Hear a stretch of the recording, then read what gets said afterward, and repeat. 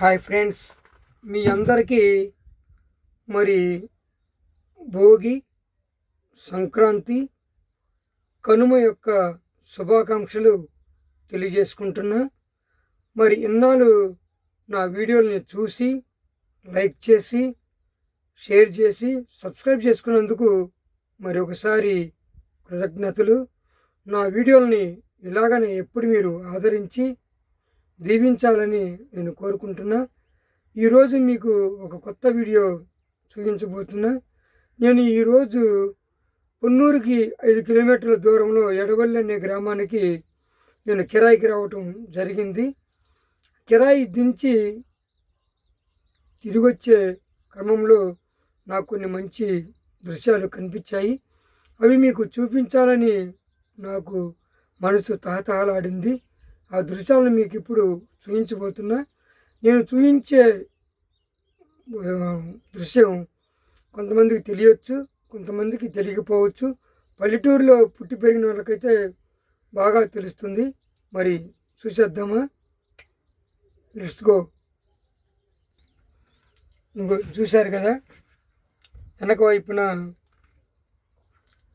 మరి కుప్పలుగా ఉన్నాయి, చూసారా? ఇవే వరి ధాన్యం కుప్పలు అంటారు. రైతులు వరి కోసిన తర్వాత మరి ఓదలు ఎండిపోయిన తర్వాత మోపులుగా కట్టి ఇలాగా మరి కుప్పగా చేస్తారు. ఇలా చేయటం వల్ల ధాన్యం బాగా డ్రై అవుతుంది.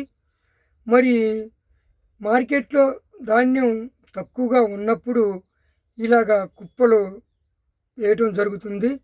ఇప్పుడు ధాన్యం మార్కెట్లో ఎక్కువ రేటు ఉన్నప్పుడు ఈ కుప్పల్ని నూర్పి మరి అమ్మకానికి చేస్తారు.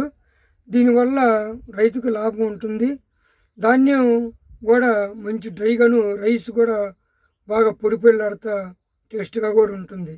ఇట్లా వేయటం వల్ల మరి వర్షం నుంచి కానీ మరి ఎలుకల నుంచి కానీ ఇలాంటి వాటి నుంచి కూడా రక్షణ ఉంటుంది. మరి ఇలా ఏర్పాటు చేస్తారన్నమాట. రైతులకి ఇది ఒక రక్షణ కవచం అన్నమాట. ఇలాగా కుప్పలు వేయటం వల్ల ఆ కుప్పలు మరి ఇప్పుడైతే కాదు, శివరాత్రి దాటిన తర్వాత నూర్పటం జరుగుతుంది. ఎందుకంటే మార్కెట్లో అప్పుడు ధాన్యం విలువ పెరుగుతుంది. ఇవన్నీ మన కనుచూపు మేర అన్నీ వరి కుప్పలే, చూశారు కదా. చివర తాడి చెట్లు, ఇటువైపును కూడా అయ్యే దృశ్యాలు. ఆ పచ్చగా మనకు కనిపించేది మినప పంట. ఈ మినప పంట కూడా 3 నెలలకు వచ్చేస్తుంది. ఇది అయిపోయిన తర్వాత మరి కుప్పలు నూర్పుతారు. మరి రైతులకు కూడా లాభదాయకం. చూశారు కదా, మరి ఇది ఇలాంటి దృశ్యాలు ఎవరు మీకు చూపించరు కూడా. హాయ్ ఫ్రెండ్స్, చూశారు కదా, చాలా బాగుంది. ఇది రైతులు ధాన్యాన్ని నిల్వ చేసుకునే ఇది ఒక రకమైన పద్ధతి. మరి నా వీడియో చూస్తే లైక్ చేయండి, షేర్ చేయండి, సబ్స్క్రైబ్ చేసుకోండి. Thank you.